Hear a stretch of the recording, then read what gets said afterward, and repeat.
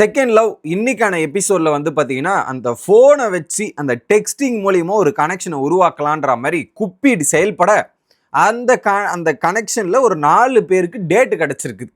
அவங்க 4 பேரா டேட்டுக்கு போயிட்டு அங்கே நடந்த சம்பவங்கள் என்ன, அதில் பாவம் இன்னொரு பக்கம் 2 பேருக்கு என்ன பண்ணுறதுனே தெரில. அந்த ஃபோன் டெக்ஸ்ட்டில் பரிதாபமாக அவங்க உட்கார்ந்துட்டு இருந்த நிலைமையும் நம்மளால் பார்க்க முடிஞ்சுது.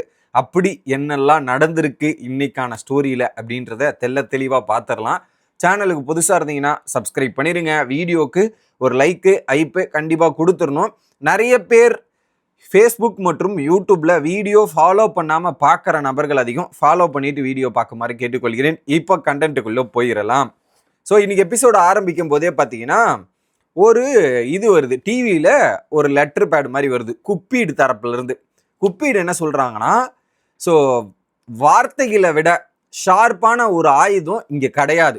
அதனால் நீங்கள் என்ன பண்ணீங்க, உங்களை ஹர்ட் பண்ணுறதும் வார்த்தை தான், உங்களை சமாதானப்படுத்துறதும் அந்த வார்த்தை தான்.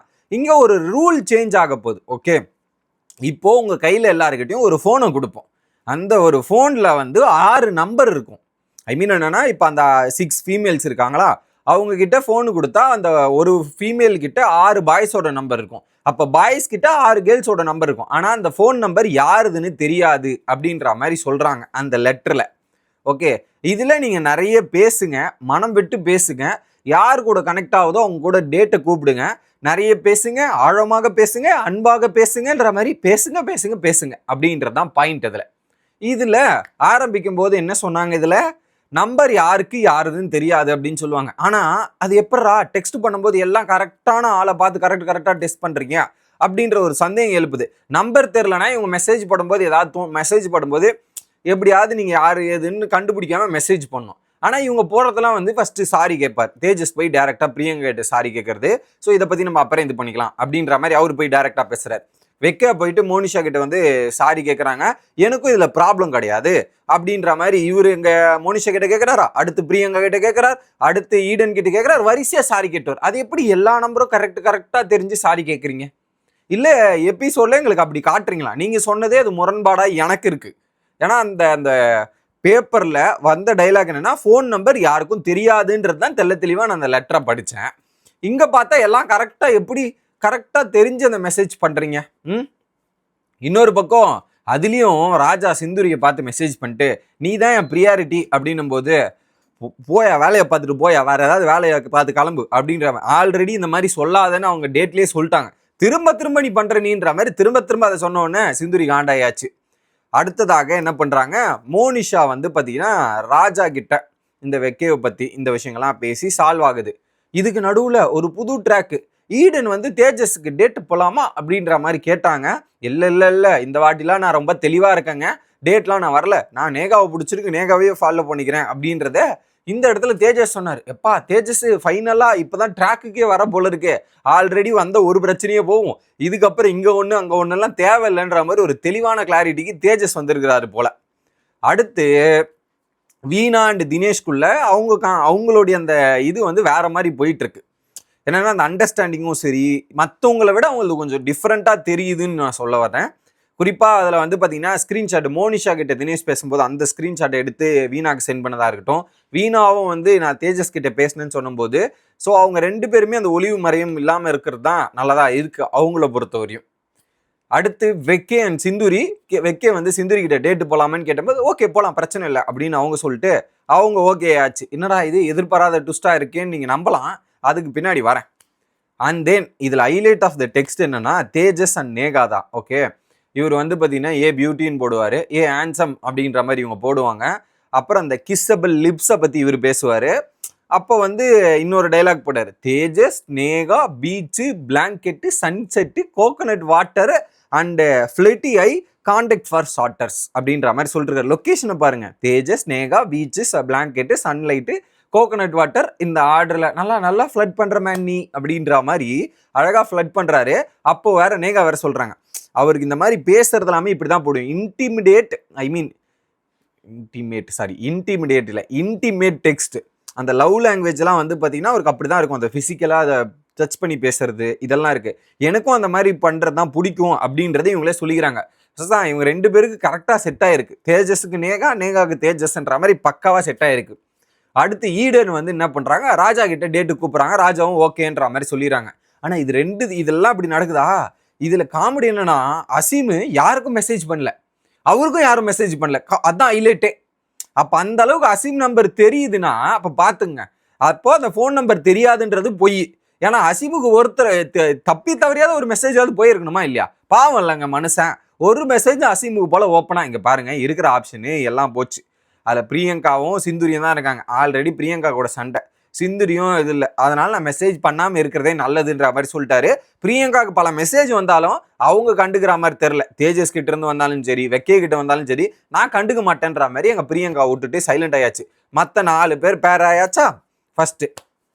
ஓகே, இதுல குறிப்பா வந்து பிரியங்கா வந்து சொல்றாங்க, மோனிஷா நீ அப்செட்டா இருக்க, உன்ன டேட்டுக்கு தானே வெக்கிய கூப்பிட்டு போயிருக்கோம், அவன் என் ஜிந்திரியை கூப்பிட்டு போறான் அப்படின்ற மாதிரி அங்க சொல்லிட்டு இருக்காங்க. இன்னொரு பக்கம் டேட் 4 கப்பல் போறாங்க.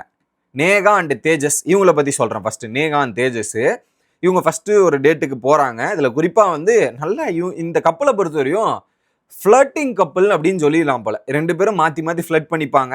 இவர் வந்து அவங்கள வர்ணிக்கிறதும், இவங்க வந்து அவரை வந்து இது மாதிரி ரசிக்கிறதும் அப்படின்ற மாதிரி ஃப்ளட்டிங்லேயே போயிட்டு இருக்கு. இதுலேயும் ஒரு டயலாக் கேளுங்க.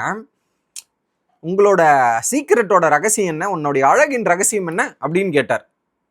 சிறப்பு சார் அப்படின்ற மாதிரி அவங்களுக்குள்ள நிறைய விஷயங்கள் வந்து பேசி ஒரு கிளாரிட்டி வருது. அதில் குறிப்பாக வந்து சொல்கிறார் அவரு, எனக்கு வந்து பார்த்தீங்கன்னா இந்த ஃபிசிக்கல் டச்சுன்றது ரொம்ப இம்பார்ட்டன்ட் அப்படின்றது தான் சொல்கிறாரு. பட் ஆனால் அது எனக்கும் அது பிடிக்கும் தான். பட் அதுன்னு இவ்வளோ சீக்கிரமாக பண்ணுறது வந்து நல்லது கிடையாது அப்படின்றத சொல்கிறாங்க. எனக்கு அந்த பர்சனை பற்றி நிறைய தெரிஞ்சுக்கணும், அதுக்கப்புறம் இந்த மாதிரி இந்த டச் ஃபீல்லாம் பிரச்சனை இல்லை அப்படின்னு சொல்கிறாங்க. இதை நான் உங்ககிட்டயே விட்டுறேன், பார்த்து தெரிஞ்சுக்க. த ஃப்ளட்டிங் கப்புள் இவங்க 2 பேருக்கு நான் வச்சிருக்கிற பேர். 2வது ஈடன் அண்ட் ராஜா. அவங்க வந்து பார்த்தீங்கன்னா குறிப்பாக வந்து அவருமே நல்லா காம்ப்ளிமெண்ட் பண்ணுறாரு, நல்லா சிறப்பாக பண்ணுறாரு ராஜாவுமே. ஸோ என்ன டேட் வந்தோடனே சிரிச்சுக்கிட்டே இருக்கணும் போது இதே டைலாக் தான் எல்லா பெண்கள்கிட்டையும் நீ சொல்லுவியாடா அப்படின்ற மாதிரி ஓப்பனாக கேட்டாங்க அங்கே ஈடன்.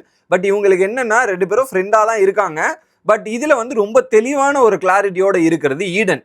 எனக்கு சீரியஸாக இருக்கணும் மேரேஜ்னா, ரிலேஷன்ஷிப்னா இப்படி ஆல்ரெடி அவங்க ஒரு ரிலேஷன்ஷிப்பில் அனுபவிச்சிருக்கிறதால அவங்களுக்கு என்ன ரெக்யூர்மெண்ட் வேணும், என்ன பெர்ஸ்பெக்டிவ்ல பார்க்குறாங்கன்றதுல தெளிவாக ஈடன் இருக்காங்க. பட் ராஜா அந்த பெர்ஸ்பெக்டிவ்ல இருக்காரான்னு கேட்டிங்கன்னா இல்லை.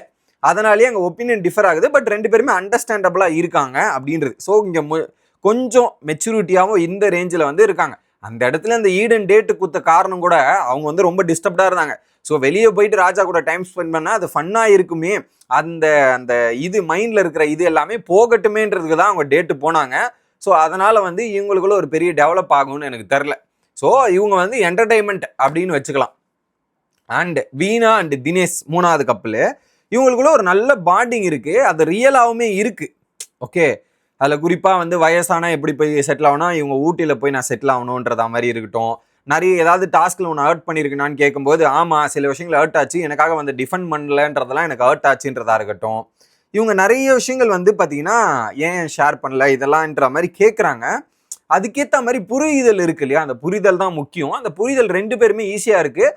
அதில் தினேஷ் வந்து இது புரிதலில் வந்து வீணா ஒரு பக்கம் இருந்தாலுமே தினேஷ் வந்து அதை அண்டர்ஸ்டாண்ட் பண்ணுறது இருக்கு இல்லையா, அவர் பார்க்குற ஒரு பார்வை இருக்குல்ல, அந்த சைடில் வந்து தினேஷ் கொஞ்சம் ஸ்ட்ராங்காக இருக்காரு.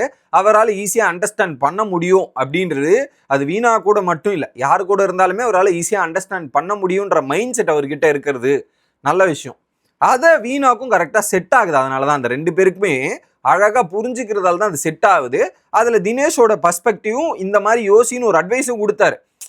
நீ ஃப்ரெண்டை விட்டு என் கூட டைம் ஸ்பெண்ட் பண்ணுற, உங்கள் ஃப்ரெண்டுக்கு ஃபீல் ஆகும்போது ஒரு பாயிண்ட்ல லெஃப்ட் அவுட் ஆகிடணும் போது அது பிரச்சனை இல்லைனா, ஆனால் இந்த பர்ஸ்பெக்டிவ் நீ யோசி, நான் கட்டாயப்படுத்தலை, என்னோட பர்ஸ்பெக்டிவ் சொல்கிறேன், அது எடுத்துக்கிறதும் எடுக்காதும் விருப்பம் அப்படின்னு சொல்கிறார்ல, தட் வாஸ் குட் மேன். நல்ல விஷயம் அது அப்படின்றது தான். ஏன்னா இது எனக்கு தோணுது, நான் சொல்கிறேன், அது நீ எடுத்துக்கோ எடுத்துக்காம போன்ற மாதிரி அதை கம்பல் பண்ணாமல் அந்த இடத்துல சொன்னார்ல, அது நல்லா இருந்துச்சு, அவர்கிட்ட இருந்து எனக்கு பிடிச்சிருந்தது. ஓகே, அடுத்து சிந்துரி. இந்த சிந்துரி மற்றும் வெக்கே வந்து எப்படின்னா, இது வந்து ஒரு நேச்சுரல் ஒரு ஃப்ரெண்டாக, ஒருத்தரை ஃப்ரெண்டாக போய் பேசினா எப்படி இருக்குமோ அந்த மாதிரி 2 பேருமே ஃப்ரெண்டாக மாற்றி மாற்றி பேசிக்கிறாங்க அப்படின்றது தான் பார்க்குறேன். இவங்க வந்து ஒரு ஃப்ரெண்ட்லி வைப்ஸில் இருக்குது. இந்த 4 கேட்டகரி நாள் தான். ஒன்று ஃப்ளட்டிங் கப்புள், இன்னொன்று வந்து பார்த்தீங்கன்னா மெச்சூராக இருக்காங்க, அது செட் ஆகாது, அவங்க வந்து ரிலாக்ஸேஷனுக்காக வந்தது.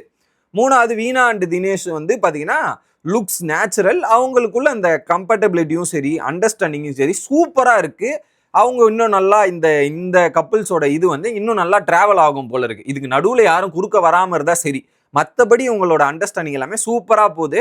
அதை ஈஸியாக வந்து புரிஞ்சுக்கிறாங்க மாற்றி மாற்றி. பட் மூணாவது இருக்கிற நேகா மற்றும் ஃப்ளைட் சொல்லிட்டேன்ல, நானே கன்ஃபியூஸ் ஆகிட்ட மக்களே. லாஸ்ட்டாக இருக்கிற சிந்துரி மற்றும் வெக்கே வந்து ஃப்ரெண்ட்லி அப்படின்னு வச்சுக்கலாம்.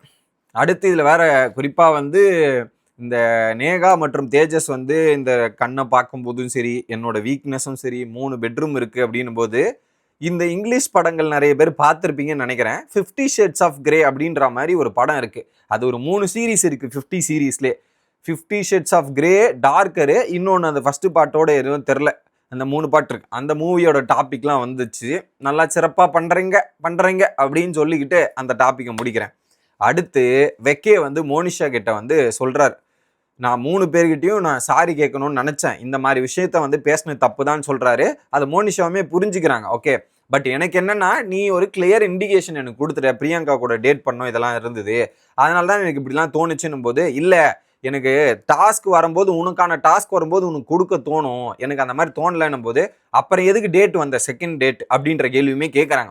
ஸோ இங்கே வந்து பார்த்தீங்கன்னா தெளிவான கிளாரிட்டி வெக்கேக்கும் இல்லை, மோனிஷாவோட எதிர்பார்ப்பு அதிகமாக இருக்குது. அதனால அவங்களும் முன்னாடி இருந்த ரிலேஷன்ஷிப்ன்றதால இதில் அவங்களால முழுசாக ஃபோக்கஸ் பண்ண முடியலன்ற பாயிண்ட் தான். அதனால என்ன பண்ணிட்டாங்க, 2 பேரும் பிரேக் எடுத்துக்கலாம், எனக்கு உன்னை பிடிக்கும் தான், அப்புறம் பேசிக்கலாம், பிரேக் எடுத்துட்டாங்க. அடுத்து தேஜஸ் அண்ட் பிரியங்கா, அதில் வந்து திரும்ப அந்த வாக்குவாதம், நேற்று சண்டைக்கு வந்து பிரியங்கா வந்து நீ என்னை வந்து டிஃபெண்ட் பண்ணியிருக்கணும், நீ மாற்றி சொல்லிட்ட, ட்விஸ்ட் பண்ணு தப்புன்ற மாதிரி அவங்களுடைய வாக்குவாதம்லாம் பேசி சால்வ் அவுட் ஆகுது. பட் அந்த பிரியங்கா அண்ட் வெக்கே வந்து நல்ல ஃப்ரெண்ட்ஷிப்பாக இருந்தாங்க. இதில் வெக்கே ஹர்ட் பண்ணதில் ரொம்ப பாதிக்கப்பட்டிருக்காங்க பிரியங்கா. அதோட கான்வர்சேஷனோட இன்னைக்கு எபிசோட முடிச்சிருந்தாங்க. ஸோ மீண்டும் நாளை எபிசோடில் வந்து சந்திக்கிறேன். Bye guys.